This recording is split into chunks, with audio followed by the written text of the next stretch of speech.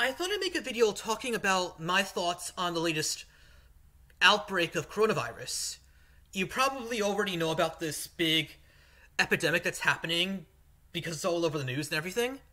So anyway, I have this page opened up. It's the virus tracking map by Johns Hopkins University, and it has like the number of outbreaks in each Chinese province and individual country.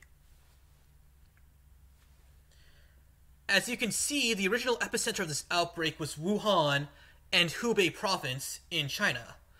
And over 2/3 of confirmed cases are still in that province alone. So that's the epicenter of the outbreak.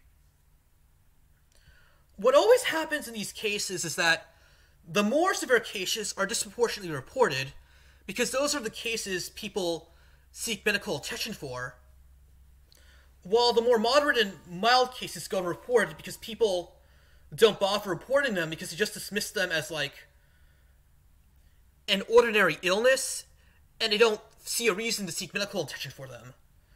So when you account for the fact that only the most severe cases are being disproportionately reported and the vast majority of more mild cases are not being reported, then the actual death rate for this disease is going to be a lot lower than what the official statistics are indicating. However, when you compare deaths to recovered, that's still a really high ratio of 500 deaths to 1,000 recovered. So if you look at that headline ratio of deaths to recovered, that's a 30% death rate. However, let's say that 60% of cases that are more moderate are being unreported precisely because they're more moderate and people don't notice them or don't see the need for them to seek medical attention because they're moderate. They don't see the need to warrant medical attention. So let's say that 70% of the cases are being unreported because they're the more moderate ones. 70% of the most moderate cases are being unreported. If that's happening, then the 30% death rate becomes 30% of, so 10%. A 10% death rate for this virus is still a very, very big deal.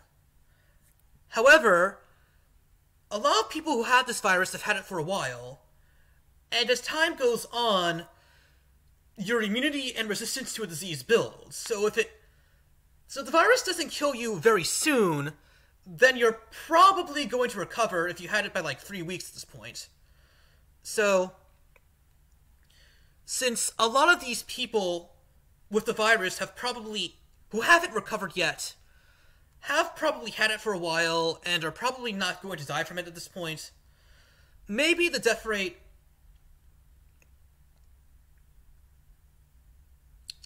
for the virus is more like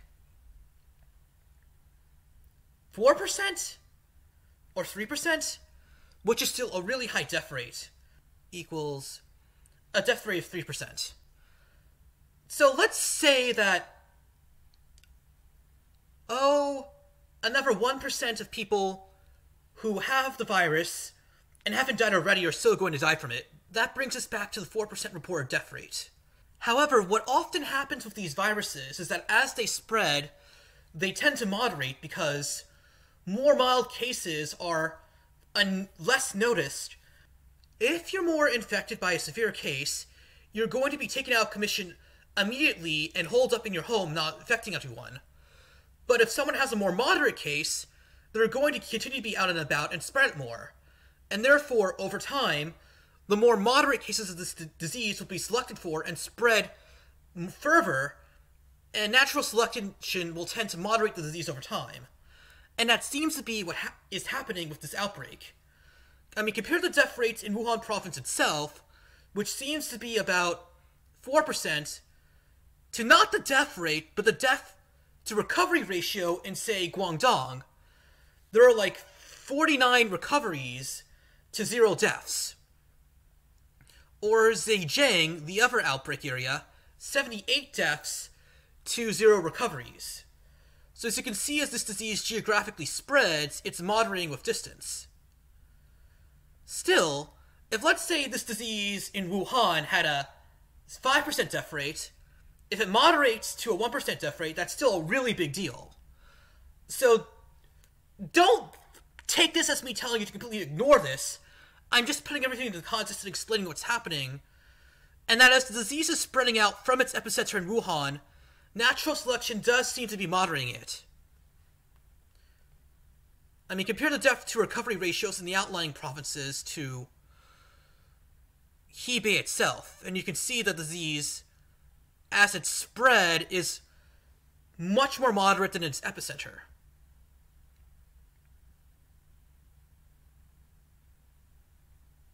However, even if the disease moderates, if it moderates from a 4% death rate to a 1% death rate, the disease would still be a really big deal if everyone gets it.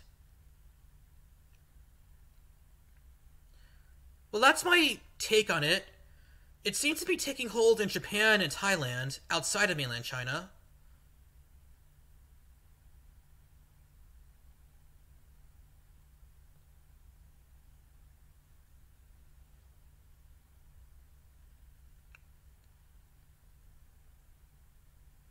And also Singapore.